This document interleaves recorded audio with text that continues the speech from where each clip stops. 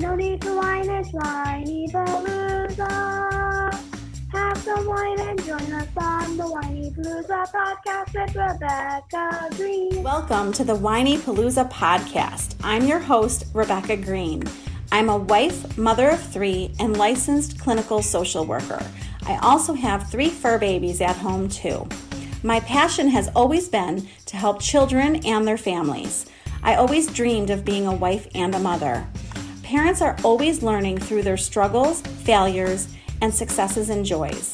I am no stranger to this wild ride of parenting, and I know behind every great parent lies a team of supportive friends and family. I want to be part of your support system.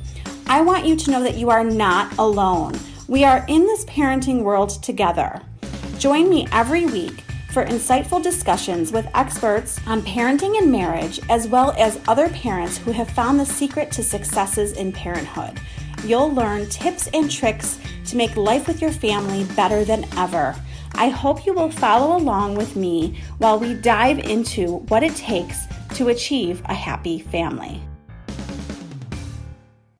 Hello, everyone. This is Rebecca Greene for the Whinypaluza podcast, and I am so excited that I get to have Mystie Winckler here with us today. She is always here to remind you that organization starts with your attitude, which we do by repenting and rejoicing on repeat.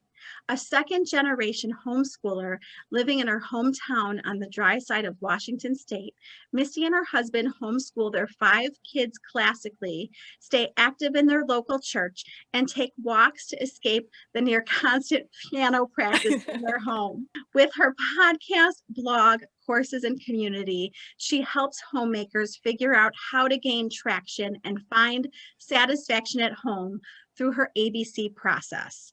Adjust your attitude, build better habits, and celebrate small wins. You can find her in a free guide on how to declutter your head at simplyconvivial.com. Welcome, Misty. Hello, thank you for having me. You even said convivial, right? So there you practiced. go. Practiced that, and I have to tell you, I love your title. Where did the title, her podcast that I have been listening to and loving, is Simply Convivial, and I'm just wondering, where did you get that title from? I like weird words. I'm an English major. I'm a reader. And I didn't realize how weird a word it was when I picked it. You know what? It makes you stand out, though. There's so many, and I love all of the mothers podcasts. I'm not putting anyone down. I love all their titles, but it makes you stand out because I was like, oh, what does this word mean? I have to look it up. It does. I've put the definition on the sidebar of my blog, but I love it because if you look at the root of it, it's con. So that's with, and then vivere is life. So convivial really means with life. And it's about doing life together with our kids and as a family and community. And that the life that we're living together is supposed to be one of enjoying one another's company. And that gives us a goal when we're doing organization or homeschooling or just family dinners, really anything that we're doing in our homes. I find that the word convivial just helps give me that picture that I need for what is the goal and what we're doing here. And yes. It's so easy to get that picture of the goal is for it to look like it belongs on HGTV or look like it belongs on a Pinterest photo. But, a lot of times those convivial moments as a family aren't picture perfect, but they are memories that bring us together. Excellent point. My daughters make fun of me. And, before children, my space was always like perfect. People like type A people like me who wanted everything to have its place. Yes. And everything was neat and clean. And my girls make fun of me and they'll say things like, our house is lived in, or crumbs means that we ate wonderful food. Like they think they're so funny. Oh my gosh. I want to back up.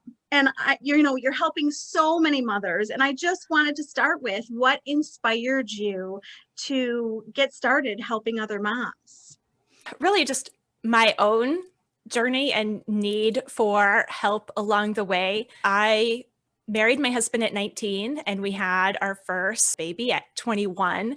And being that, type A administrative type person, I just assumed that I would be able to handle this just easy peasy. Yeah, I think we all do. We're all so silly.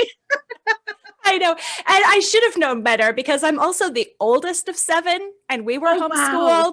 And so I knew what big family life was like. But, in my young 20s, I just thought, well, that was my mom. I'll be able to do it so much better. How hard could it be, really? Right. Oh my so gosh. I've asked my mom to forgive me. Yes, we all have. Yeah.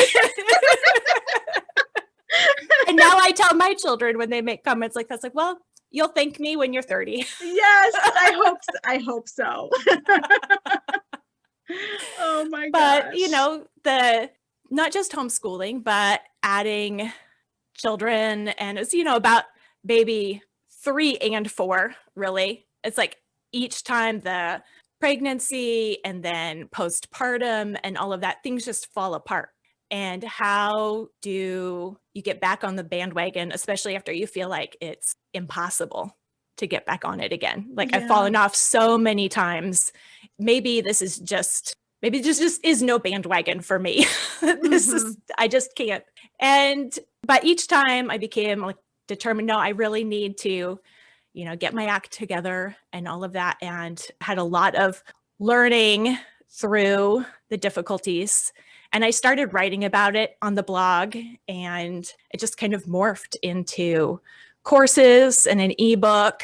And then I put it all together in a membership with a community that really comes along with accountability and support for one another. So it's been amazing. A long process, but it's been a joy. Well, and it's so interesting to see when we start with our blog, because you and I both started with a blog, what it morphs into step by step. It just kind of, sometimes it naturally develops just because we want to help other mothers. So I love that you're doing that. Yeah. And I commend you. Yeah. Oh my goodness. Oh my goodness. Okay. So homeschooling 5 kids. Like I want to fall off my chair saying that. I have my kids home Wednesday, Thursday, Friday. They're in school Monday, Tuesday.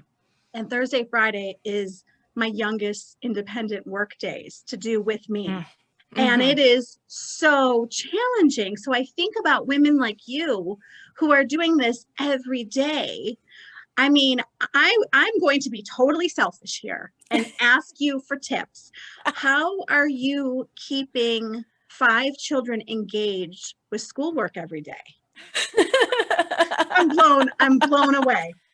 Well, it starts with, the kind of work that we're doing. And really probably if you are helping your kids with your homework, probably you are putting in the same amount of time as I am.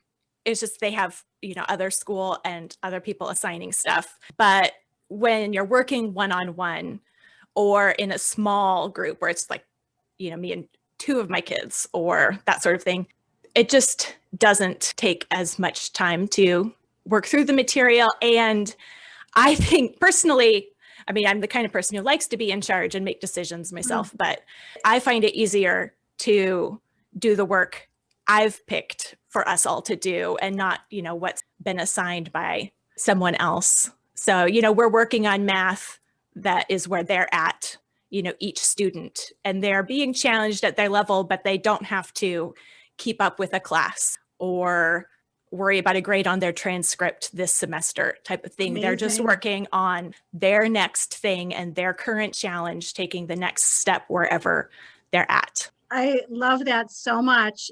And as you were talking, I read your mind and I was like, I know exactly what she's going to say, because you're not dealing with, I'm not saying that the school curriculum is negative. I don't want to put down the school curriculum, but you're probably doing totally different things than what we're doing, is my guess. Yeah. And it's a challenge. And I love that you have creative power to make it work for your children. And I'm so impressed that you're homeschooling 5 kids, but I'm going to move on. I had to read that a few times, by the way. Okay, so all of us moms have so many things going on in our brains constantly. It's like the never-ending brain. And you talk about an interesting concept called the brain dump. Can you tell us what the brain dump is? Brain dump is writing things down. It's like revolutionary. It is. So I got it from David Allen's book, Getting Things Done, which was one of the places that I turned to several times when I had really little kids and I was trying to be more productive and get things under control. And so a lot of my material really comes from my reading of a lot of those basic productivity books and trying to take the principles and the ideas and figure out whether or how they fit into mom's life at home instead of just an office, where people have the ability to close the door and make appointments. It's like, that's not mom's life. Right. But a brain dump, David Allen has that as like his first step. And it is because we have so much going on in our heads. And I think this is even more true for moms, that when it's in our heads, we just get stuck in thinking loops, and ideas or worries stay vague. But if you write them down, you have to put them into words. And that act of expressing them and then seeing them concretely on paper instead of just kind of feeling them in your head helps you realize what's really going on in the situation, what's really going on in your head, because you might not even realize that. And then also to just be able to, without guilt, cross things off and say, I don't know why I'm worried about that, but look at that. I am worried about it. I realize I'm worried about it and I don't need to be. And you like physically cross it off. A great idea. It's a really great idea. I don't think that unless I'm journaling, unless I'm consciously like, I have all this stuff I'm thinking about, I'm going to go journal. Unless I pick to do that purposely, which isn't often enough, we aren't writing down and organizing our thoughts. Instead of journaling, because it's probably my own personal hang up, I feel like if I'm going to journal, like it has to be this heartfelt paragraphs and pages that are, I'm going to turn back to and read, or the pressure seems high for the product in journaling. And the brain dump is just like, no, you're just like vomiting those thoughts on paper and it's going to be a mess. And it doesn't have to be incomplete sentences or artistic or kept at all. Most of my brain dumps go in the garbage when I'm done with them. It's just a process to work through, and it's a messy process, and that's okay. And I think that you're going to help a lot of people listening, because I think you're not the only one that has a concept about what journaling is. So let's call it a brain dump. And let's take away, you're bringing me to perfectionism. Yes. Let's take away the perfectionism that we all get caught up in and what our journalists can you tell us, in case people don't know, why is perfectionism a problem? Well, perfectionism, sometimes we can think that perfectionism is our high standards that is helping us achieve a lot. But more often than not, perfectionism is preventing us from even getting started or doing what we ought to be doing. Because if we can't do it to our high standards, then we choose to not do it at all. And so perfectionism often prevents us from making progress in things, because we want to figure it all out and then do it right the first time. Yes. And most things we're not going to get right the first time. And so if you never get started, you're never going to learn and figure it out and make progress. Yes. It's funny how I think a lot of us used to wear it like a badge of honor. Like, I'm a perfectionist. Why would I ever think that was a good thing to be? I was like, no, you're going to do it. You're going to do it my way. Yeah, that doesn't work. But it increases the stress for sure. And I think we don't realize how much stress and pressure and anxiety it gives us, especially when that perfectionism, when we extend ours to other people and try to get other people to meet our standards, which sometimes we do because we aren't meeting our own standards. But it's easier to like tell other people what to do Absolutely. As I say, this is a bossy oldest sister. Way easier to tell other people what to do than to do it yourself. Oh my God, totally. And I'm a bossy oldest sister too. So you and I are on the same page. I think that my greatest coping strategy has been to lower my standards. And I think that we could all do that a little bit just to make our life a little easier. It helps us get through the day easier. I know that, we have this idea of what we want our homes to look like and how organized we want it to be and how decluttered we want it to be. And I think that for someone like me, my husband is good at compartmentalizing things. I think sometimes I just don't even know where to start. Mm-hmm. Can you give us a tip? Like, where do we even start? Just, organize our house. Yeah. So I like to say that you start by organizing your attitude. You organize your attitude before your closets. Love it. And so a lot of that comes down to our expectations and our mindset. And if our attitude is, I have to get this all under control myself and my way, we're just fighting an uphill battle that we're never really meant to win. We don't have to be in control of our surroundings and our situation in order to do the right thing, do the right next thing, or to love our families well. So instead of thinking about, well, first I'm going to get everything organized and under control, and then we'll be able to get along as a family, or then we'll be able to, whatever the thing is. Look at all these goals that we have and which one really is the priority in your life. And let's do that one first. And it's probably your relationships. And your relationships with your husband or your kids are going to be improved most if you talk to them kindly, smile at them, listen to them, eat with them. And whether or not the closets are cleaned and organized and the sheets washed every week, if the goal is our relationships, then those things need to be lower on the list. Yes, you're making me feel so much better because, I judge myself. Mm-hmm. It's amazing how much I judge myself on what does my house look like today? What does my bedroom look like? What does the kitchen look like? It's amazing. And seriously, it's important to have a living environment that we can all function in and do school in. However, it's even more important that my kids know that I love them and that I want to spend some time with them. And I, used to get so upset that my husband was playing a board game with them while I was cleaning. And so I think that the reason why my house might not be as perfect as I want it to be is because now I know, go play the board game. Mm-hmm. Stop cleaning. Mm-hmm. Yeah. And, when we do the cleaning and the organizing, a part of the attitude around that or the mindset around that really trips us up is thinking that if we just get to a certain state, if we just declutter everything, or if I get every closet organized or the right housekeeping schedule, whatever those pieces are that we're trying to find the perfect mix, that then everything's going to stay that way. And then I'll be able to, live the life that I want to live. Yeah. But all of these things, I like to say, entropy is real. Entropy is a law of the universe. Things tend toward disorder. And so there is no such thing. And it's a little bit of that perfectionism coming out again. There's no such thing as getting to a certain level and then it stays that way.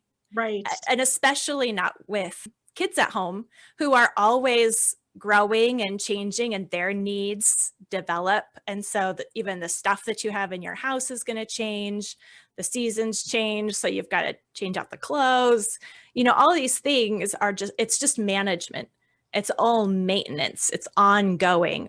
It's like tending a garden, not like finishing off a project. Such a good way to look at it. It's such a more manageable way to look at it. Mm-hmm. When we look at our week and we're like, oh my gosh, there's like so much going on. Mm-hmm. You have a concept. See, you're helping me feel more organized just saying this word. this phrase. You have a weekly review concept. Yes. Can you just touch on that for us to help us feel ready to take on our weeks? So this is another thing I got from David Allen and Getting Things Done. A weekly review is a time either at the end of the week or the beginning of the week to look at your calendar and see what's going on. Make yourself a list of what's really important and what's actually happening this week. And then you can work from that list. And so often I think our planning we end up using a blank planner page or blank piece of paper, and our planning is a whole bunch of wishful thinking and idealistic plans. Like if everything went my way and I used all of my time perfectly efficiently, then I could do all these things. And it's amazing. Exactly. And then it never happens that way. And so we think something is wrong with us, but something's just wrong with our plan. That was not a real, workable, realistic plan. And so if we start our plan by looking at our calendar and saying, okay, well, these are my actual responsibilities. My time is actually committed here and there. And so, I need to put what needs to happen to make those commitments happen. If my kid has a class on Tuesday and the homework has to happen before then and I have to help, that's the sort of thing that needs to be on the list. But those are the sort of things we often leave off the list because that has to happen. So I don't need to put that on the list because we often put extras on our to-do list instead of what we're really committed to using our time for. That's an excellent point. And I think that I stack my days so hugely, and I'm not accounting for the fact that my 8-year-old is home today and she's like, why are you always busy? You don't do anything with me. And I'm like, okay, the laundry is not important. I will go do something with Lily.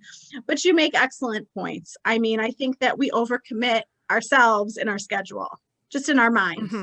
Such a good point. And speaking of our children being home, what is a tip that you would give us to help enjoy our kids more every day? I think one thing that I have learned in having a larger family, I don't feel like I have a large family because I grew up the oldest of 7. So I have a small family. That's funny to me. But is that we are a team as a family. And so we do life together. So that means if there's laundry to fold, we fold it together. We all pitch in and they're learning by helping around the house, by just kind of following us around. And it's easy to get into that mentality, the attitude of, well, I could do this so much faster on my own. So you go off and do that thing and I'm going to do this thing. And then we'll just have free time together where we do something fun. But the time that you spend with your kids doesn't have to be all fun and games. It's not the only thing that counts is spending time with them. Just taking a walk or folding laundry or cooking, just the normal meal, doing house cleaning together, helping them clean their room. All of these things are spending time together and giving them skills to be able to grow up and, maybe start off on a better foot than we did. Well, and I think that this is going to help so many people, what you just said, because I'm thinking about how much I put on myself to do by myself. And you said my family is a team. And I went, oh my gosh, hello. My husband is wonderful and he helps me so much at home when he's home. But I'm guilty of not involving my kids enough in the stuff that I have to get done every day. So, well, it's another thing that makes us need to kill that perfectionism, because if they are helping, it's not going to be maybe what we would always want and hope it to be. It's so true. And it's okay if they don't fold the way that I want them to fold. They've started putting away their laundry. And I walk in their rooms and you can see that they stuffed it into the drawers. And I'm like, you know what? Let it go. They took something off of your plate. Let it go. You are balancing so much. so much work, so much with your kids, homeschooling. Can you tell us how you are balancing it all? Well, I think when we look at other people's lives, we tend to assume that they're doing everything we would like to be doing and everything we see them doing all at once. And that's just not the case. And I forget where I heard this story one time in something I was reading. And it said, when we talk about balance and balancing everything, like just think about a tightrope walker balancing or a ballerina balancing on one toe. Like what's actually happening when someone is balancing? We tend to think of it as like you've got it figured out, you've got it all together. Sometimes, right. I think what we mean, but balancing is such an interesting word because there's a whole lot of compensation going on. And, your body is actually in constant motion to balance. And, when you start leaning one way, you have to pull the other way. And it's not all right, I've got all the pieces just right. Don't blow on it because it'll all fall over. It's more like, okay, so we're falling this way, so we're going to go this way. It's a very active balancing. Yes. It's such a more realistic way to look at it. Yeah. And it's changed a lot over the years because at this point, my husband works from home. He's worked from home for the last 6 years now. And so there's no commute time.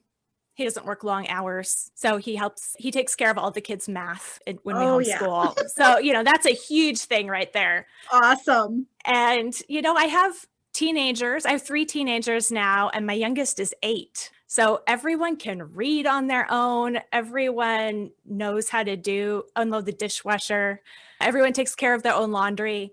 So it's just a different point in time. The things I do now, I was not able to do when I had little babies and little kids who needed me a lot more intensely. Yes, I love that you have them taking care of their own laundry. I'm making notes. I need to write that down. And they are totally stuffing it in their drawers. It's like, all I ask is that really the drawers should be able to close. Seriously. Right. At this point, I almost don't even care. Is that terrible? I'm like, you did it. It's done. What would you say your own coping skills are? Like, what do you do for yourself to help you with your crazy days? And I shouldn't say crazy days, just busy mom days. I take a lot of walks. I have a Fitbit and I have friends on Fitbit. So we do Fitbit challenges and I'm never at the top, but it helps to get fresh air and movement. And that's something I tell my kids too, when they feel, that tension, when math is hard, when they, we all have that feeling of, I just can't handle this right now with whatever it is. And so we get a drink of water, go take steps. I like audiobooks, especially while walking. These are all things that we can do. And then we can also help our kids do too, because it's all just part of life. Yes. And I think fresh air is one of the best. I think, I just listened to the principal's message from middle school and he said, put the devices away and go get some fresh air. So I totally agree. Couldn't agree more. What would you say the best advice is you have ever gotten? I know that's a hard question. Ooh, I've gotten a lot of advice. And really, I feel like all of the stuff that I have inside the courses on my blog is really just me processing advice I've received and figuring it out and applying it, putting it in different words. And that really helps you learn it. I know that as far as homeschooling goes, I had several older homeschool moms tell me that the best curriculum is the one that you use. Yes. And, that's true with homeschooling or with cleaning plans or any other kind of, thing you're trying to put in place. We spend a lot of time trying to figure out the perfect one, more time figuring it out than doing it. But it's in the doing of even an imperfect plan that you get a lot more traction. Such good advice. I knew you would have good advice. Can you share with everyone what Simply Convivial Continuing Education is? Yeah, that's my membership site. So over the years now, I have written a dozen courses. Some of them are 12 modules long. I have 3 12-module courses that make up simplified organization. And that's really the big picture, like figure out the different pieces of your life and address them. And it's not make the perfect system so everything works, but it's like systematically going through all the aspects of life, family life at home, and saying, what is driving me crazy? What can I do? What I be doing? And it's a process for each woman to figure out what's on her plate in her situation. Because what I have found is a lot of the advice or plans out there say, okay, here's the cleaning plan, just do it. Here's my step-by-step advice, or, Martha Stewart's cleaning calendar and the thing, which has tasks I've never done. I've seen it. I looked at it briefly and went, Yeah. And so my stuff is really more of that process I went through several times in my life to try to figure out what am I even supposed to be doing, and helps women work through that. Then we also have a few other shorter courses. There's 6 module courses, and a module takes about a week. Sweep and Smile is the most popular one. That is sweet. I love that. Sweep and Smile. Sweep and Smile. Love that one helps you figure out the bare minimum home routines that you need to keep your home in functional condition, and with your attitude about each one along the way. So it's not just here's the cleaning list. It's you figure out what cleaning list your home needs, and not to keep it perfect, but just to keep it functional. And then along the way, what's the real point behind cleaning the laundry, and how can we keep that truth in mind so that we don't get frustrated and overwhelmed or stopped by perfectionism along the way.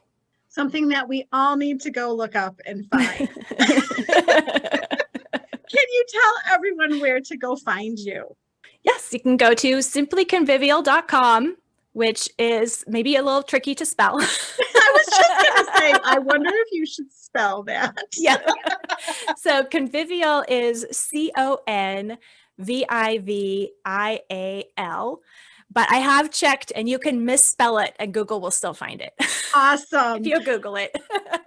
I remember the first time I read that and I was like, what? Really?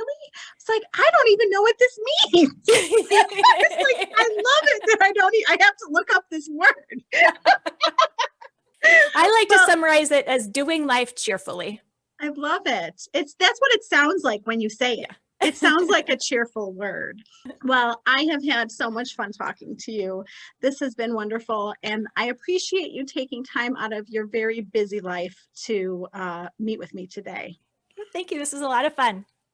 This is Rebecca Greene for the Whinypaluza podcast, reminding everyone to spend every day laughing, learning, and loving. Thank you for tuning in to the Whinypaluza podcast. If you like what you heard, please be sure to subscribe so you never miss an episode.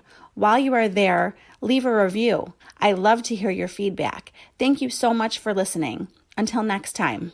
This show has been produced by Market Domination, LLC. To discover how you can have your own show completely done for you and turn it into a real published book and become the authority in your marketplace, go to www.marketdominationllc.com/podcast offer.